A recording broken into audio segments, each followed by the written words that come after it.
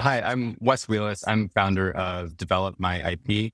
I work with new independent consultants to nail their positioning and build out their first productized service. I started as an independent consultant at the beginning of 2023. I had been laid off from my last W-2 job and it was sitting around and thinking, okay, that had been 2 layoffs in 2 years. At what point am I going to take some agency over my own career and how I spend my time? So went off on my own, basically following inbound leads via word of mouth from connections that I made at my last employer and a few places before that.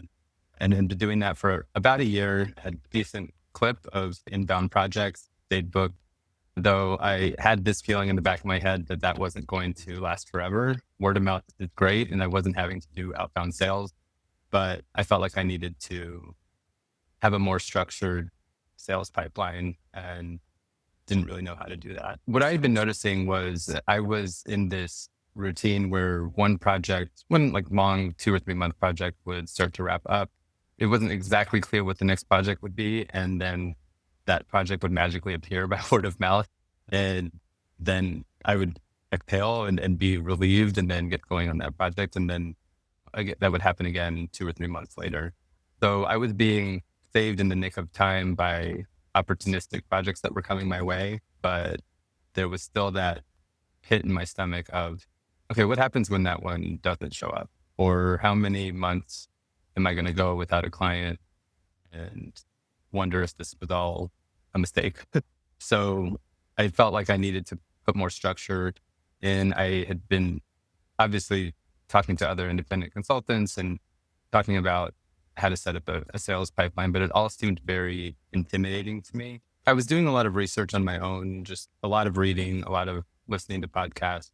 I joined a few Slack communities for independent consultants. I talked to other peers that had just made the jump and we were all kind of figuring this out together. And that's the thing is that there are a lot of resources out there and they're all helpful to some extent. And I still rely on a lot of them today.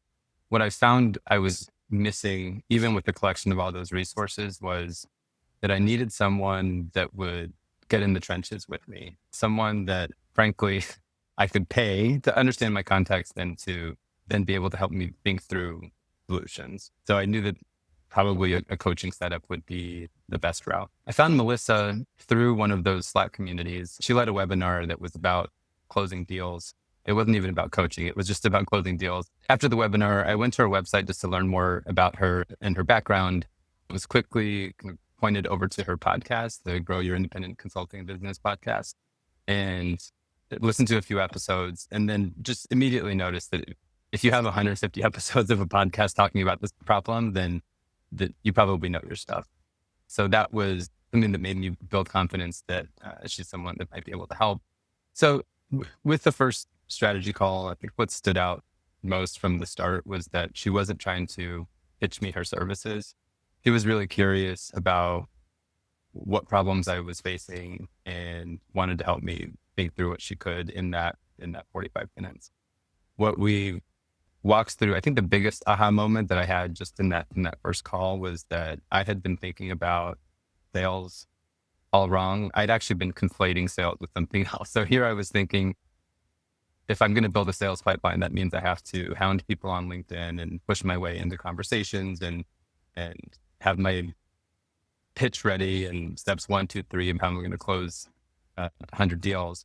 She made me realize that I was conflating sales with outbound marketing and that I could take an outbound marketing approach that would then lead me back inbound leads.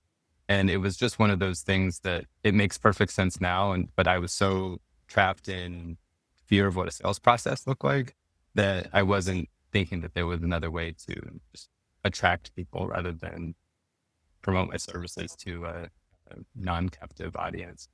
I had a pretty good first year and I had built up some cash reserves, though looking at the cost of a coaching engagement, it was going to take a good chunk of that reserve.